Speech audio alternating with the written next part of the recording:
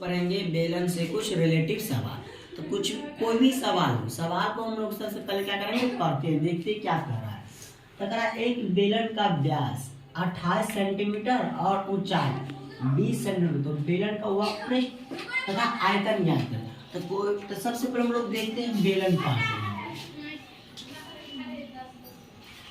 ये रहा आपका बेलन। अब इस बेलन में हमें क्या दिया है, वो डाटा व्यास, व्यास किसको कहते हैं, इसको कहते हैं व्यास, जिसे हम लोग डी से लिखते हैं। डी बराबर कितना दे दिया है, 28 सेंटीमीटर।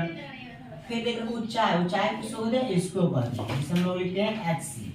कितना दे दिया है, 20 सेंटीमीटर। अब इसके बाद हम लोग देखते हैं हमें क्या करना है, निकालने के लिए बेलन का हुआ पृष्ठ और आयतन करा।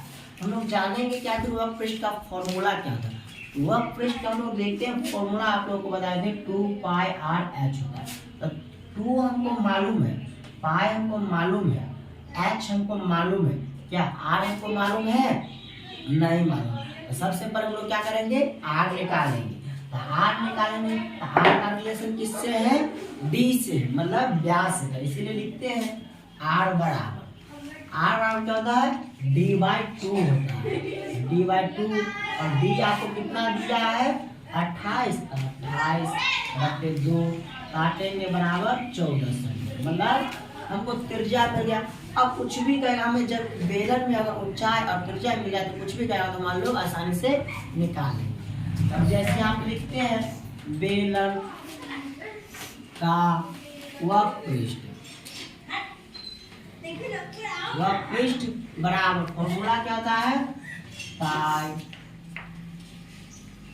R H, 2πr/h। अब इसको हम लोग देखते हैं 2 पाई, पाई का मान कितना है, 22/7 लिखते हैं, 22/7 गुने आर कितना हमको निकालें, 14, तो 14 गुने एच कितना दिए, 20, तो 20। अब इसके बाद क्या करेंगे, हम लोग काट फूट करेंगे। तो देखते हैं 7 का 7, 7 दूनी 14। अब कोई कटने वाला है, नहीं कटने वाला, तो सबको गुना करेंगे।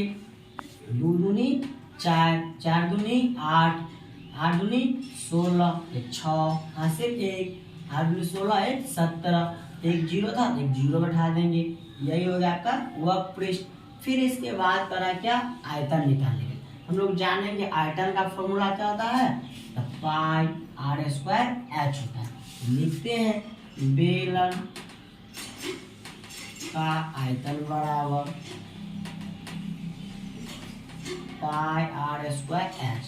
तो पाई देखो, अब यहाँ पाई को हम पाई रन ले देंगे, तो जिससे कि हम लोग को आसान मिलेगा। पाई r कितना निकाला, 14, मतलब 14 गुने 14, h कितना है, 20, तो 20।